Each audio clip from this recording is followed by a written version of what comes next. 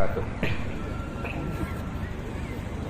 الحمد لله نحمده ونستعينه ونستغفره ونؤمن به ونتوكل عليه ونعوذ بالله من شرور أنفسنا ومن سيئات أعمالنا من يهده الله فلا مضل له ومن يضلل فلا هادي له وأشهد أن لا إله إلا الله وحده لا شريك له وأشهد أن محمدا عبده ورسوله يا أيها الذين آمنوا اتقوا الله حق تقاته ولا تموتن إلا وأنتم مسلمون يا أيها الناس اتقوا ربكم الذي خلقكم من نفس واحدة وخلق منها زوجها وبث منهما رجالا كثيرا ونساء واتقوا الله الذي تساءلون به والأرحام إن الله كان عليكم رقيبا يا أيها الذين آمنوا اتقوا الله وقولوا قولا سديدا يصلح لكم أعمالكم ويغفر لكم ذنوبكم ومن يطع الله ورسوله فقد فاز فوزا عظيما أما بعد فإن خير الحديث كتاب الله وخير الهدي هدي محمد صلى الله عليه وسلم وشر الأمور محدثاتها وكل محدثة بدعة وكل بدعة ضلالة وكل ضلالة في النار أعوذ بالله من الشيطان الرجيم فاعبدوا الله ولا تشركوا به شيئا وبالوالدين إحسانا وبذي القربى واليتامى والمساكين والجار ذي القربى والجار الجنب والصاحب بالجنب وابن السبيل وما ملكت أيمانكم. وقال النبي صلى الله عليه وسلم حق المسلم على المسلم ست إذا لقيته فسلم عليه وإذا دعاك فأجبه وإذا استنصحك فانصح له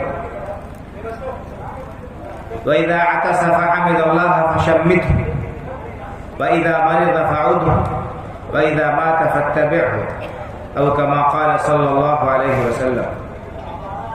رب اشرح لي صدري ويسر لي أمري واحلل عقدة من لساني يفقه قولي. سبحانك لا علم لنا إلا ما علمتنا إنك أنت العليم الحكيم. قابل قدر صدر اجلاس، اسٹیج پر تشریف فرما معزز و موقر علماء کرام، دینی و ملی بھائیوں اور بزرگوں اور پردہ نشین ماں اور بہنوں، سب سے پہلے اللہ رب العالمین کا شکر ادا کرتا ہوں اور اس کی حمد و ثنا بیان کرتا ہوں جس نے ہمیں یہاں اکٹھا ہونے اور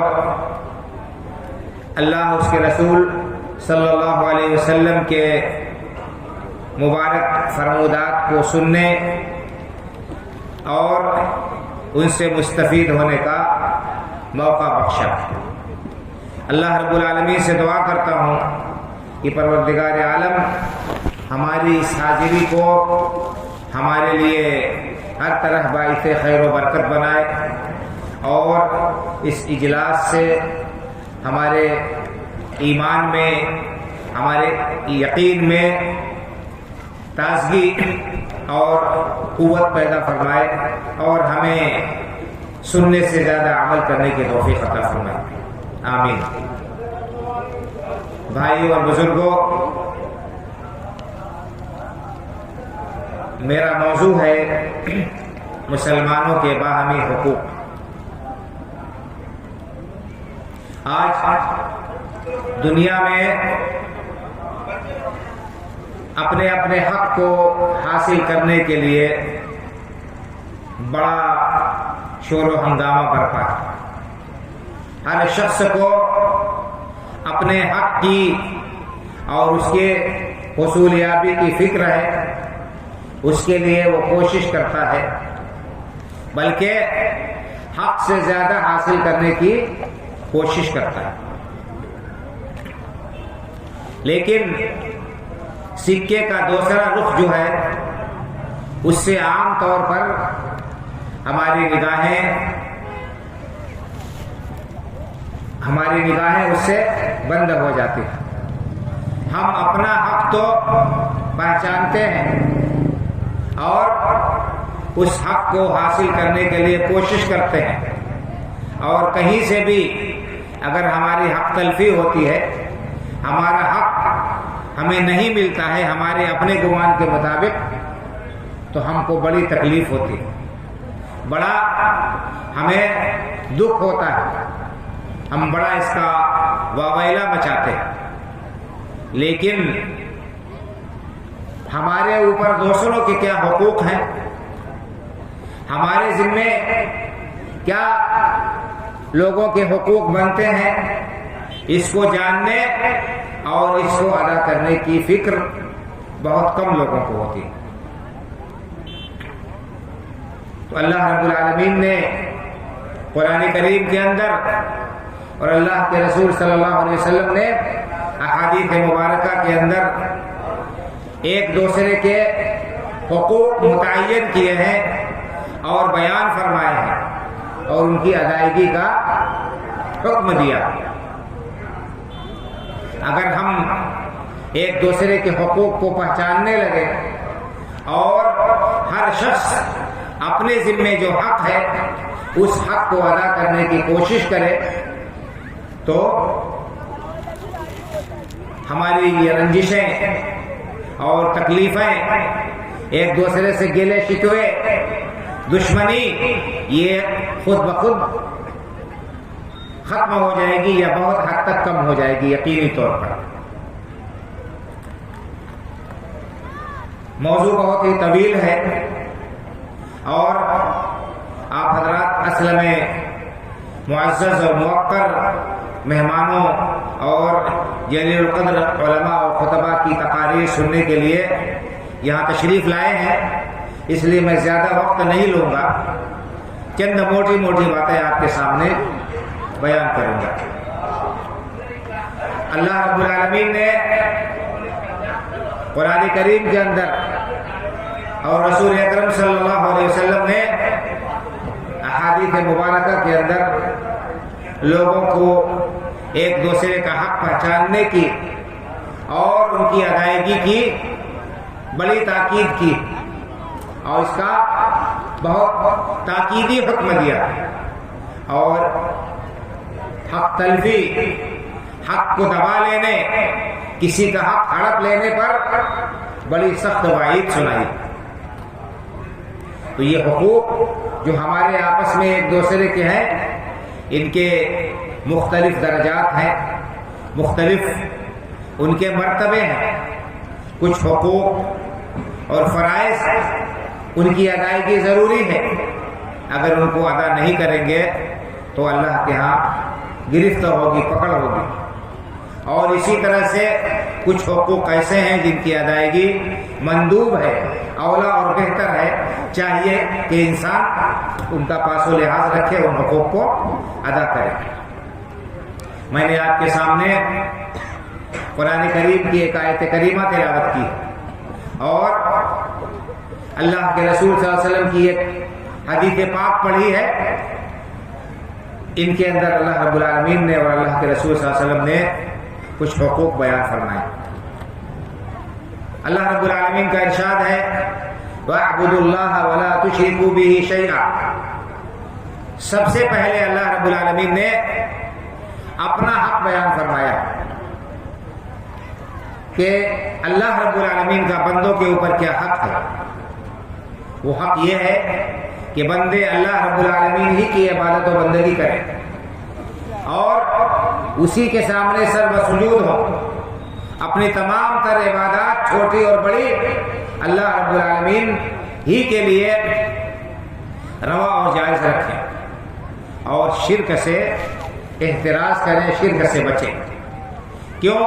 کیونکہ یہ شرک سب سے بڑا ظلم ہے جو بندہ کرتا ہے، اور یہ شرک اتنا بڑا گناہ ہے کہ اگر بغیر توبہ کے انسان اس دنیا سے چلا جاتا ہے شرک کرتے ہوئے، اللہ کا یہ حق کسی دوسرے کو دے کر، تو اس کی بخشش نہیں ہو سکتی۔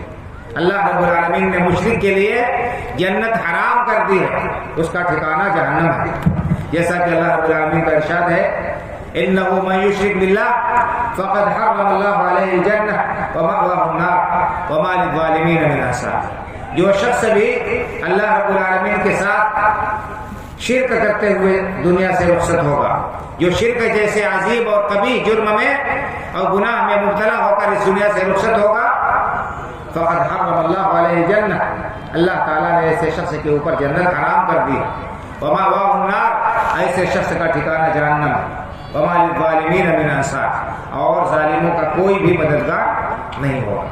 تو اللہ رب العالمین نے اپنے حق سے اس آیت کریمہ کو شروع کیا، سب سے پہلے اپنا حق بیان کیا، اس کے بعد درجہ بدرجہ بندوں کے حقوق بیان کیے۔ بندوں میں سب سے بڑا حق والدین کا ہے، جو والدین انسان کے اس دنیا میں آنے کا سبب ہے۔ ان والدین کا حق بہت ہی عظیم ہے، بہت ہی زبردست ہے۔ والدین کے حقوق کی ادائیگی کی تاکید قرآن کریم میں اور احادیث مبارکہ میں جگہ جگہ کی گئی۔ تو اللہ رب العالمین نے فرمایا وَاعْبُدُوا اللَّهَ وَلَا تُشْرِكُوا بِهِ شَيْئًا وَبِالْوَالِدَيْنِ إِحْسَانًا۔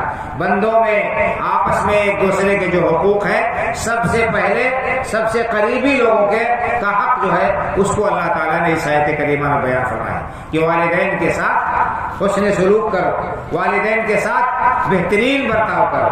دوسری جگہ اللہ رب العالمین نے والدین کو کا حق بیان کرتے ہوئے فرمایا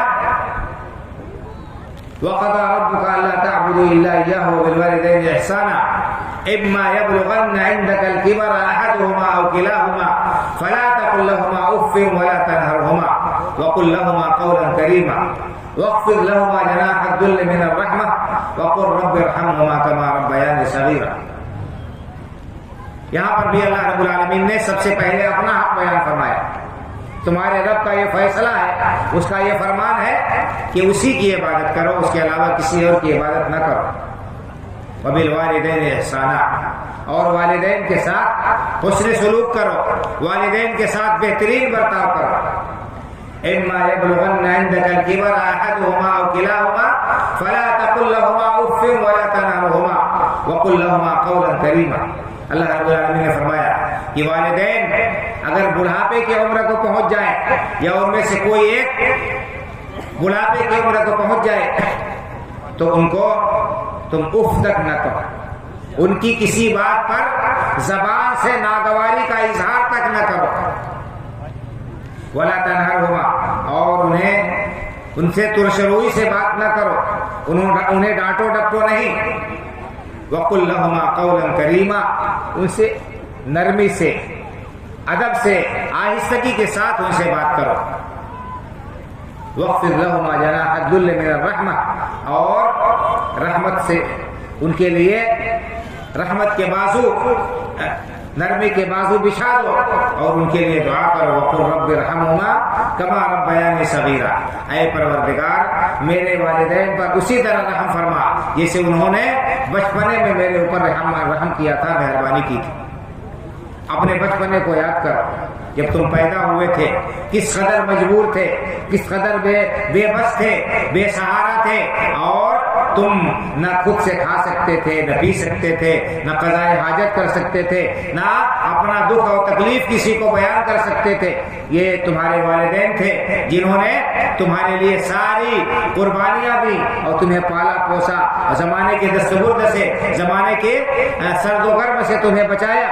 اب یہ بڑھاپے کی عمر کو پہنچ گئے تو تم اپنے بچپنے کو یاد کرو کہ جس طرح بچپنے میں انہوں نے تمہاری دیکھ ریکھ کی، تمہاری خدمت کی، تمہیں ہر طرح سے آرام و آسائش پہنچایا، اسی طرح تم بھی ان کا پاس و لحاظ رکھو، ان کا خیال رکھو۔ تو یہ والدین کے ساتھ اللہ رب العالمین نے قرآن کریم میں حسن سلوک کا حکم دیا، ان کا حق بیان کیا۔ آج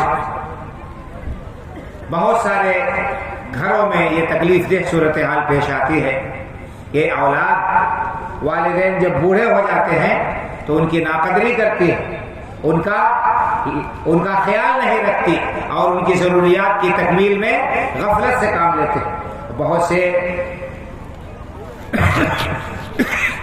سے بدنصیب اولاد ایسے ہیں جو والدین کے ساتھ ناروا سلوک کرتے ہیں، انہیں ستاتے ہیں، انہیں تکلیفیں پہنچاتے ہیں اور ان کو گھر سے باہر تک نکالنے جیسے ناخوشگوار واقعات معاشرے میں رونما ہوتے ہیں۔ جو لوگ بھی والدین جیسی عظیم نعمت کو پا کر ان کی ناقدری کرتے ہیں اور ان کی خدمت کر کے وہ جنت اپنے لیے نہیں کما لیتے، بہت ہی بدنصیب اور لائق صد افسوس وہ لوگ ہیں۔ بہرحال حقوق انسان میں اور آپسی حقوق میں سب سے پہلا اور سب سے عظیم حق والدین کا ہے، جو اللہ رب العالمین نے قرآن کریم کے اندر بیان فرمایا۔ اللہ رب العالمین نے اس کے بعد کس کا حق بیان فرمایا؟ وبالوالدین احسانا وبذی القربى۔ اس کے بعد اللہ رب العالمین نے قرابت داروں کے حقوق، رشتہ داروں کے حقوق بیان فرمائے کہ رشتہ داروں کے ساتھ حسن سلوک کرو، رشتہ داروں کے حقوق کو ادا کرو۔ اللہ رب العالمین نے رشتہ داروں کا حق قرار دیا، وآت ذی القربى حقہ۔ اللہ نے فرمایا کہ قرابت داروں کو ان کا حق دو۔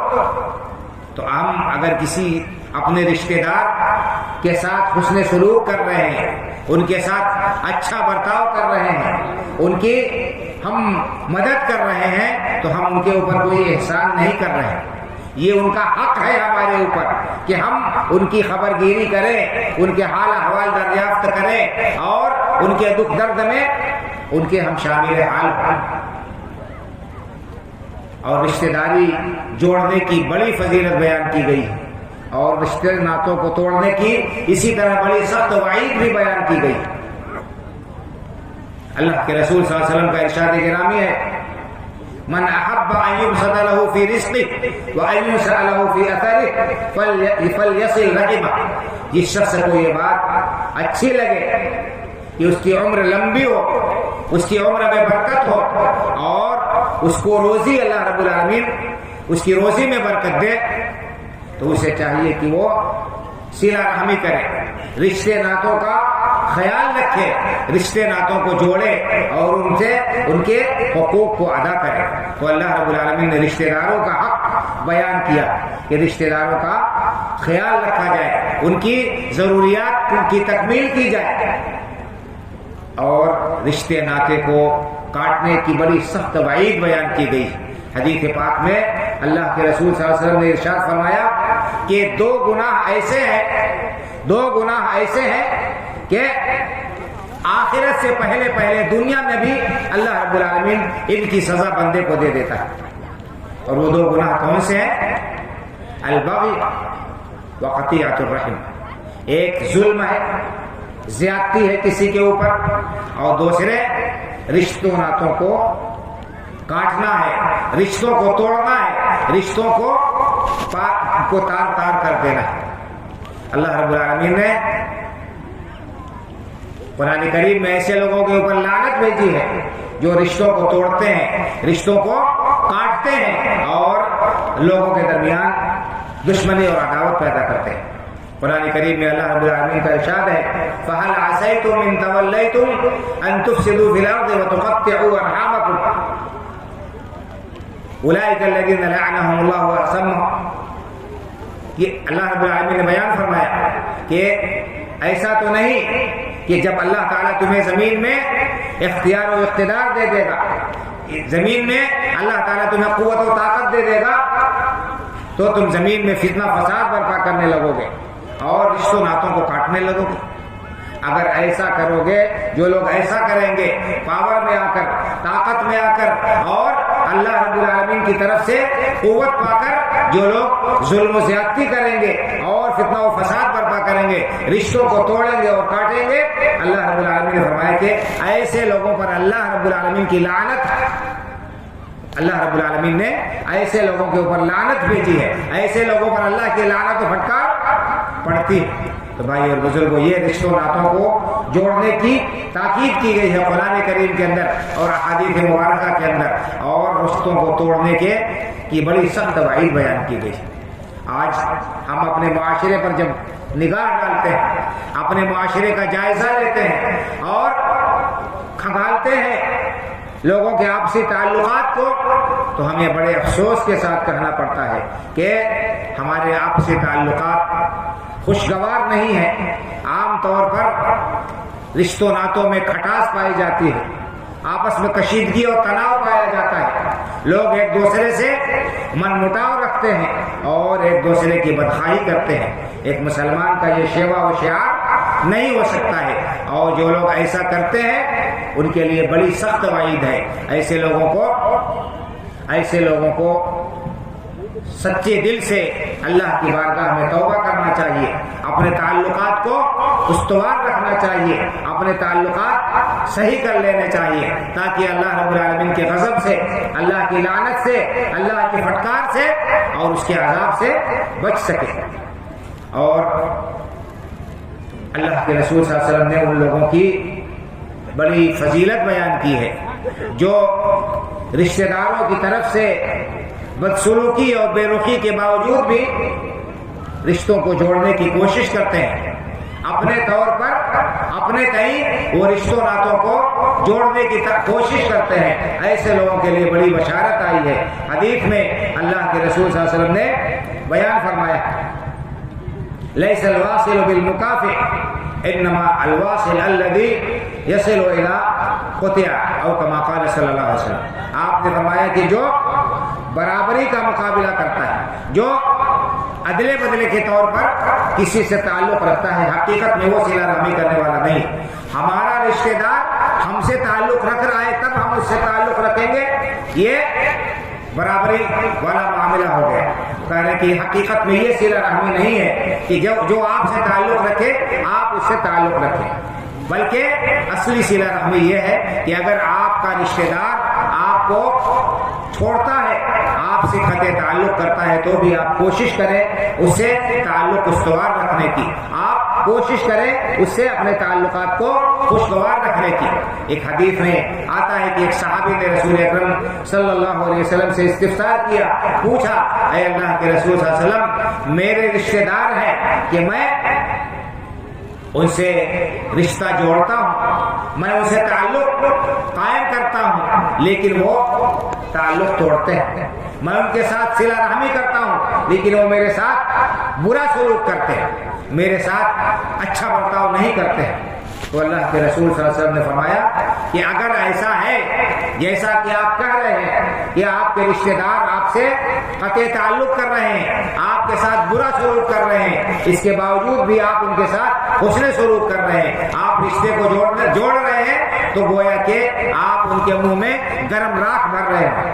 اور جب تک آپ کا یہ طرز عمل رہے گا کہ آپ اپنے رشتہ داروں سے رشتہ رکھیں گے، وہ اگر سے آپ سے دوری بنانے کی کوشش کریں، تو اللہ رب العالمین کی طرف سے آپ کے اوپر آپ کے لیے ایک مددگار موجود رہے، اللہ رب العالمین کی طرف سے آپ کی مدد ہوتی رہے گی۔ تو یہ ہے بھائی اور بزرگوں حق رشتے ناطے کا، کہ رشتوں ناتوں کا لحاظ رکھا جائے، ان کا خیال رکھا جائے، رشتوں ناتوں کو جوڑا جائے اور آپس میں الفت و محبت کو، ہمدردی کو اور بھائی چارگی کو فروغ دیا جائے۔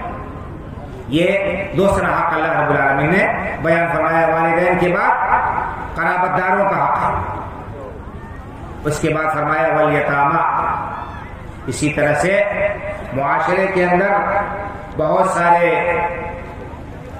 یتیم بچے ہوتے ہیں۔ یتیم کس کو کہتے ہیں؟ ایسا بچہ یا بچی جس کے والد فوت ہو گئے ہوں اور وہ ابھی بلوغت کی عمر کو نہ پہنچا، بلوغت کی عمر کو نہ پہنچا ہو، نابالغ ہو۔ جب تک بچہ نابالغ رہتا ہے تبھی تک اس کے اوپر یتیمی کا اطلاق ہوتا ہے، بلوغت کے بعد یہ صفت اس سے رخصت ہو جاتی ہے۔ تو بہرحال یتیموں کا خاص خیال رکھنا چاہیے اور یتیموں کا پاس و لحاظ رکھنے، ان کی دیکھ ریکھ کرنے، ان کی نگہداشت کرنے کی بڑی فضیلت بیان کی گئی ہے قرآن کریم کے اندر اور احادیث مبارکہ کے اندر۔ اللہ کے رسول صلی اللہ علیہ وسلم نے یتیم شخص کی، یتیم کی کفالت کرنے والے کی کیا فضیلت بیان فرمائی ہے۔ آپ نے انگشت شہادت اور بیچ والی انگلی دونوں کو کھڑا کر کے فرمایا کہ میں اور یتیم کی کفالت کرنے والے جنت میں ایسے ہوں گے، ایسے جیسے یہ دو انگلیاں بالکل قریب قریب ہیں، اسی طرح سے میری قربت حاصل ہوگی اس شخص کو جو کسی یتیم کی کفالت کرتا ہے، اس کی دیکھ ریکھ کرتا ہے اور اس کی سرپرستی کرتا ہے۔ تو یتیم کی کفالت بڑی عظیم چیز ہے، اور ہر معاشرے کے اندر کچھ نہ کچھ یتیم اور بے کس اور بے سہارا لوگ ضرور پائے جاتے ہیں۔ ان کا پاس و لحاظ رکھنا چاہیے، ہمیں چاہیے کہ ہم ان کی ضروریات کا خیال رکھیں اور ان کو کسی قسم کی پریشانی نہ لاحق ہونے دیں۔ خاص طور سے جو یتیموں کے سرپرست ہیں، ان کے چچا ہو گئے، ان کے اور دوسرے قریبی رشتے دار، ان کے لیے اور بھی بڑا تاکید حکم ہے۔ اور یتیم کے مال کو ناحق ہڑپنا، یتیم کے مال کو میں خرد برد کرنا، یہ بڑا خطرناک جرم ہے، اور اللہ رب العالمین نے ایسا کرنے والوں کے لیے قرآن میں بڑی سخت وعید بیان فرمائی ہے۔ اللہ رب العالمین کا ارشاد ہے ان الذين يأكلون اموال اليتامى ظلما انما يأكلون في بطونهم نارا وسيصلون سعيرا۔ جو لوگ یتیموں کا مال ناحق کھا جاتے ہیں، ظلم کرتے ہوئے ہڑپ جاتے ہیں، کمزور سمجھ کر ان کو بے سہارا سمجھ کر اور ان کے حق کو دبا جاتے ہیں، ایسے لوگ حقیقت میں اپنے پیٹ میں جہنم کی آگ بھر رہے ہیں۔ ایسے لوگ اپنے پیٹ میں جہنم کی آگ بھر رہے ہیں۔ وَسَيَصْلَوْنَ سَعِيرًا، اور یہ لوگ عنقریب بھڑکتی ہوئی آگ میں داخل ہوں گے۔ تو یتیم کا بڑا تاکیدی حق ہے، یتیم بھی معاشرے کا ایک فرد ہے، اس کا خیال رکھنا، اس کی سرپرستی کرنا، اور اس کے پاس میں جو کچھ بھی اس کے والد یا اس کے سرپرست جو ترکہ، جو میراث، جو زمین جائیداد، روپے پیسے چھوڑ گئے ہیں، اس کی صحیح ڈھنگ سے دیکھ ریکھ کرنا اور اس کو ضائع ہونے سے بچانا، یہ ان کے دوسرے سرپرستوں اور رشتہ داروں کی ذمہ داری ہے۔ اگر اس سلسلے میں کوتاہی کریں گے تو اللہ رب العالمین کے یہاں محفوظ ہوں گے۔ یہ یتیموں کا حق ہے، تو اللہ تعالیٰ نے یتیم کا حق بھی بیان فرمایا۔ والمساکین، اسی طرح سے معاشرے کے اندر بہت سارے لوگ ایسے ہیں جو ضرورت مند ہیں، جو محتاج ہیں، جو اتنا کما نہیں پاتے کہ ان کے روزمرہ کی ضروریات پوری ہو سکے، وہ دوسروں کے تعاون کے محتاج ہوتے ہیں۔ تو اللہ رب العالمین نے ایسے مسکینوں، ایسے ضرورت مندوں کا بھی حق رکھا ہے کہ ان کا خیال رکھا جائے اور ان کی ضروریات کی تکمیل کی جائے، اور اس کے کی کئی صورتیں اللہ رب العالمین نے رکھی۔ ایک تو فرض زکوٰۃ ہے جو ہر صاحب نصاب شخص کے اوپر لازمی اور ضروری ہے، اور اگر کوئی شخص زکوٰۃ اپنے مال کی ادا نہیں کرتا ہے تو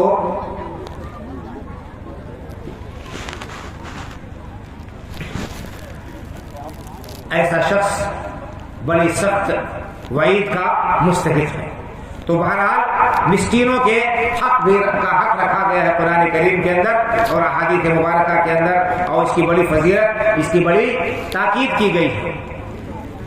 مسکین کے علاوہ پڑوسیوں کے حقوق رکھے گئے۔ پڑوسیوں کے حقوق اللہ رب العالمین نے اس آیت کریمہ میں بیان فرمایا ہے۔ والمساکین والجار ذی القربى، اور پڑوسی جو رشتہ دار ہو، رشتہ دار پڑوسی کا حق ہے۔ والجار الجنب، اور اسی طرح سے دور کا پڑوسی جو پڑوسی تو ہے لیکن رشتہ دار نہیں ہے۔ والصاحب بالجنب، اسی طرح سے پہلو کا ساتھی، مسافر ہے یا کسی کام میں شریک ہے، ان تمام کا حق اللہ رب العالمین نے رکھا ہے۔ خاص طور سے پڑوسیوں کا بہت زیادہ حق بیان کیا گیا ہے اور ان کی ادائیگی کی بڑی تاکید کی گئی ہے، اور پڑوسیوں کے ساتھ ناروا سلوک کو، پڑوسیوں کے ساتھ ظلم و زیادتی کو اور ان کے ساتھ ناانصافی کو بہت سخت گناہ قرار دیا گیا۔ پڑوسیوں کے حقوق قرآن کریم کے اندر اور احادیث مبارکہ کے اندر جگہ جگہ بیان کیے گئے۔ ایک حدیث پاک میں اللہ کے رسول صلی اللہ علیہ وسلم نے ارشاد فرمایا کہ ما زال جبریل یوصینی بالجار حتی ظننت انہ سیورثہ۔ حضرت جبریل علیہ السلام مجھے پڑوسی کے سلسلے میں برابر وصیت کرتے رہے، برابر وصیت کرتے رہے پڑوسی کے سلسلے میں، یہاں تک کہ مجھے یہ گمان گزرا کہ شاید وہ پڑوسی کو وارث بنا دیں گے، شاید پڑوسی کو پڑوسی کا وارث قرار دیں گے۔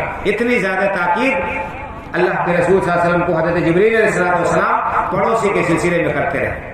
اسی طرح سے ایک حدیث پاک میں اللہ کے رسول صلی اللہ علیہ وسلم کا ارشاد ہے، آپ نے فرمایا واللہ لا یؤمن واللہ لا یؤمن واللہ لا یؤمن، 3 بار آپ نے قسم کھائی، اللہ کی قسم وہ شخص مومن نہیں ہو سکتا، اللہ کی قسم وہ شخص مومن نہیں ہو سکتا، وہ شخص مومن نہیں ہو سکتا۔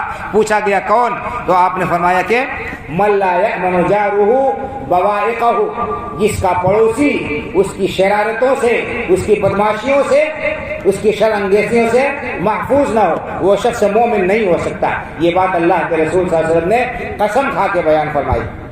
آج ہم دیکھ لیں کہ ہمارا اپنے پڑوسیوں کے ساتھ کیا طرز عمل ہے، کیا سلوک ہے ہمارا اپنے پڑوسیوں کے ساتھ۔ کیا ہمارا پڑوسی ہم سے خوش ہے؟ کیا ہمارا پڑوسی ہم سے مطمئن ہے؟ کیا ہمارا پڑوسی ہمارے سلسلے میں حسن ظن رکھتا ہے؟ خود ہمیں اپنے ایمان کا اور اس ایمان کی پختگی کا پتہ چل جائے گا۔ زیادہ کچھ کہنے کی ضرورت نہیں ہے۔ اللہ تعالیٰ نے ہر شخص کو دل دیا ہے، ہر ایک کے پاس دماغ ہے، ہر شخص خود فیصلہ کر سکتا ہے۔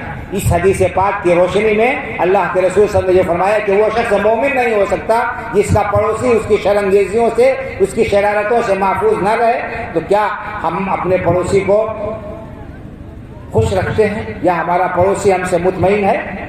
ہر ایک شخص دوسرے سے شکایت کرتا ہے۔ میں نے جیسا کہ کہا کہ معاملہ یہاں الٹا ہے، ہر شخص کو اپنا حق یاد ہے، ہمارا حق ہے، ہمارا حق ہے، ہم کو ہمارا حق ملنا چاہیے، لیکن ہمارے ذمے کیا حق ہے، ہمارے اوپر کیا ذمہ داری ہے، کیا ہم اس کو ادا کرنے کی فکر کرتے ہیں، کیا اس کو ہم ادا کرتے ہیں؟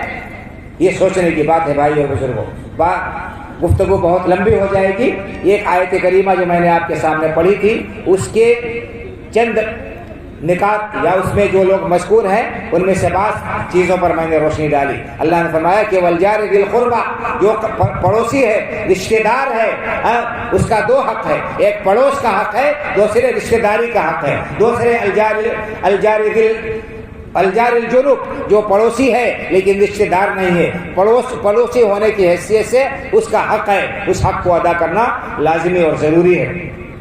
والصاحب بالجنب، اسی طرح فرمایا کہ ایک حق پہلو کے ساتھی کا بھی ہے۔ پہلو کے ساتھی سے کیا مراد ہے؟ اس کی تفسیر میں مفسرین رحمہ اللہ کہتے ہیں کہ اس سے مراد ہے جو شخص آپ کے ساتھ وقتی طور پر، مثلا سفر میں آپ کے ساتھ ہے، وقتی طور پر آپ کے ساتھ کہیں بس میں، ٹرین میں، جہاز میں آپ کے ساتھ بیٹھ گیا، یہ صاحب بالجنب ہو گیا۔ یا اسی طرح سے کوئی شخص کسی معاملے میں آپ کے ساتھ شریک ہو گیا تو یہ اس کا بھی حق ہے، اس کو بھی جہاں تک ہو سکے آرام اور آسائش میں پہنچایا جائے، اس کو اس کے آرام کا خیال رکھا جائے، اس کو تکلیف نہ پہنچائی جائے۔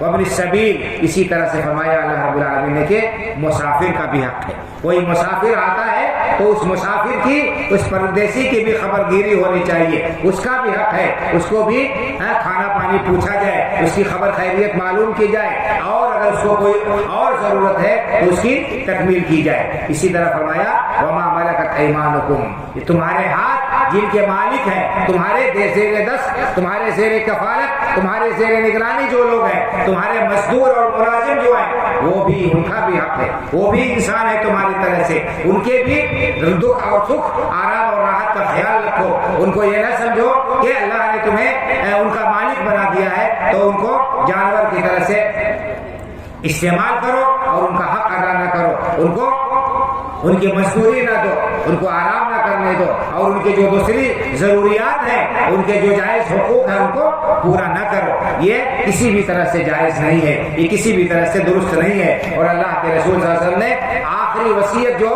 اپنی امت کو کی تھی نماز کی تھی، اور فرمایا تھا الصلاۃ وما ملکت ایمانکم، نماز کا خیال رکھنا اور اپنے ماتحتوں کا خیال رکھنا، اپنے ماتحتوں کا خیال رکھنا، یہ تمہارے ماتحت لوگ ہیں۔ تو یہ چند لوگ تھے جن کا حق اللہ رب العالمین نے اس آیت کریمہ کے اندر بیان فرمایا ہے۔ اس کے علاوہ اور بھی دیگر حقوق ہیں جو قرآن کریم کے اندر بیان کیے گئے ہیں، اور ایک حدیث پاک میں نے آپ کے سامنے پڑھی تھی جس میں اللہ کے رسول صلی اللہ علیہ وسلم نے ایک مسلمان کے دوسرے مسلمان پر 6 حق بیان کیے تھے۔ وقت اجازت نہیں دیتا کہ میں اس تفصیل میں جاؤں، اللہ تعالیٰ نے کبھی موقع دیا تو انشاءاللہ تعالیٰ اس پر مزید روشنی ڈالی جائے گی۔ اللہ تعالیٰ سے دعا ہے کہ وہ ہمیں ایک دوسرے کے حقوق کو پہچاننے کی اور ان کو ادا کرنے کی توفیق عطا فرمائے۔ اللہ تعالیٰ ہمیں سچا اور پکا مسلمان بنائے اور دنیا اور آخرت میں اپنی خوشنودی اور اپنی رضامندی کے سائے میں رکھے، اور ہم سب کا ٹھکانہ جنت الفردوس میں بنائے، آمین۔